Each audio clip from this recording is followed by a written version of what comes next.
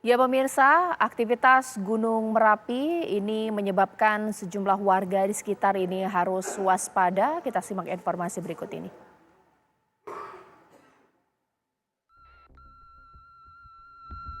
Ya pemirsa, Gunung Merapi yang berada di perbatasan Jawa Tengah dan Yogyakarta masih meluncurkan awan panas guguran.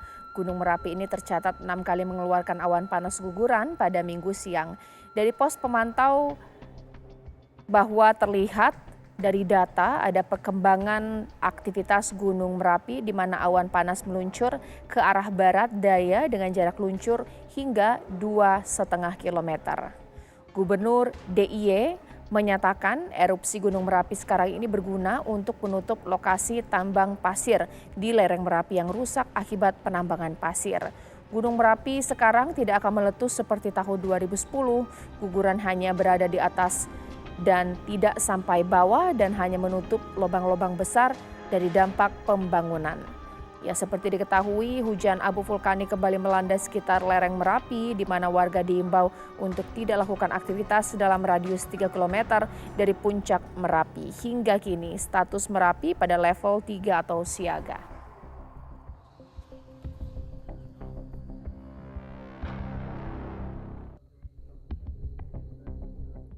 Merapi itu ya erupsi begitu aja, nggak akan meletus seperti dulu. Yang penting ngebaki sing dirusak karena ditambang, itu aja. Nanti penuhi lagi ya, Nanti kalau yang lubang-lubang itu sudah tertutup kan berhenti sendirinya. Nah kan, memang itu perlu lama karena tidak hanya di atas, yang di bawah kan juga pada berlubang, kan gitu.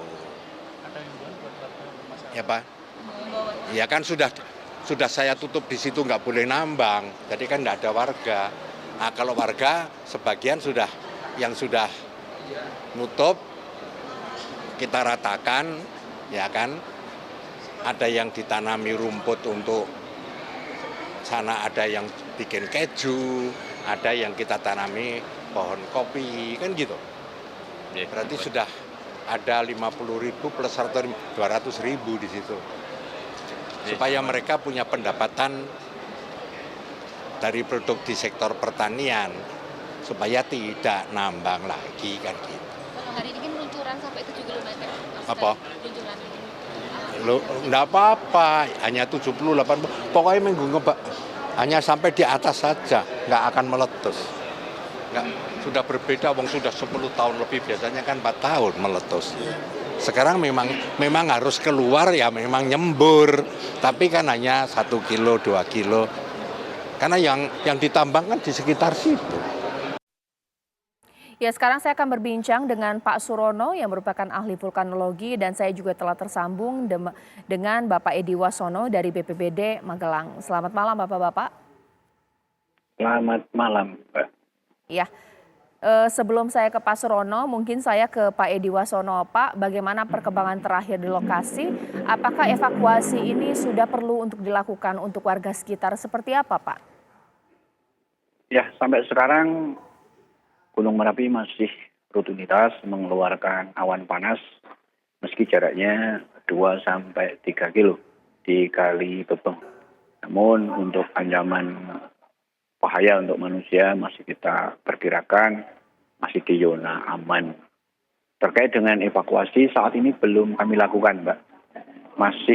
Kita masih melihat suasana masih aman, masyarakat masih melakukan aktivitas. Hanya saja aktivitasnya di sungai yang berhulu di Merapi memang harus kita hentikan untuk keselamatan bersama, termasuk menutup akses untuk wisata alam di lokasi dekat Merapi tersebut. Khusus tempat evakuasi sudah kami persiapkan, namun kami sudah rekan-rekan semuanya Forkopimda belum melakukan hal sejauh itu dan kita akan lihat perkembangan lebih lanjut. Semoga tetap mandali demikian. Baik Pak, kalau untuk jarak pandang aktivitas lalu lintas di sana, apakah terganggu adanya hujan abu Pak atau seperti apa?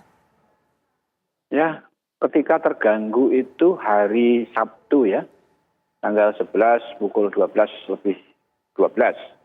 karena terjadi luncuran awan panas yang berdampak pada hujan abu di 11 kecamatan, 40 desa. Bahkan sampai ke Wonosobo, Temanggung, bahkan tetangga kita, Kota Magelang, sehingga jaraknya sangat tertutup. Namun demikian hari Minggu ini masih terlihat jelas dan kita sudah melakukan penyemprotan, Mbak, di KRB 3 itu, di Sumbung, kemudian di Sawangan dan di Dukun, khususnya di tempat fasilitas umum. Tadi pagi sudah kita lakukan bersama sehingga bisa menghilangkanlah debu akibat dari abu vulkanik tersebut. Baik, ditahan dulu Pak Edi, sekarang saya ke Pak Surono. Pak Surono, dengan aktivitas Gunung Merapi akhir-akhir ini dan masih dipertahankan level 3 atau status siaga untuk Gunung Merapi, ini bagaimana analisis Pak Surono?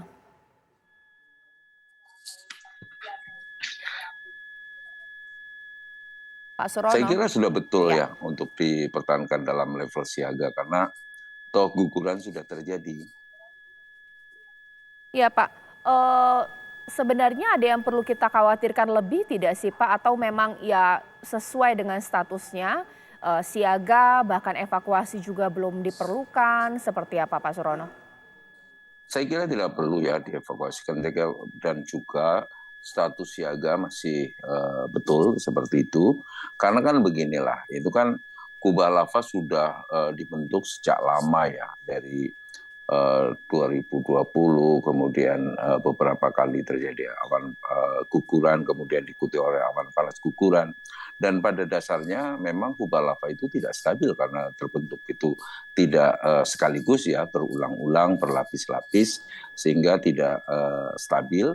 Pada saat terjadi guguran, membuat kubah itu menjadi semakin tidak stabil, maka satu guguran diikuti oleh guguran-guguran berikutnya, dan kemudian diikuti oleh awan panas guguran. Ya itulah Merapi sebetulnya ya, bahwa bila ada erupsi efusif membentuk kubah lavanya tidak stabil gugur, kemudian diikuti oleh awan panas guguran. Tetapi dalam awan panas guguran akibat dari guguran kubah lava ini kan arahnya itu dapat ditentukan lah, dapat diinterpretasi ya ke arah Kali Bebeng dan Kali Kerasak itu. Beda dengan awan panas letusan yang bisa saja arahnya itu ke segala arah gitu. Itu saja. Baik, sesaat lagi nanti kita akan jawab yang viral akhir-akhir ini ya Mbak Rono, bahkan juga Pak Edi, bahwa ada anggapan dari masyarakat sempat muncul fenomena awan seperti Mbah Petruk. Dikatakan ini merupakan warning karena 2010 bentuk awan ini diketahui juga muncul. Apakah ini pertanda bahwa kejadian 2010 itulah yang dikhawatirkan oleh masyarakat sekitar? Sesaat lagi dijawab usai jeda berikut.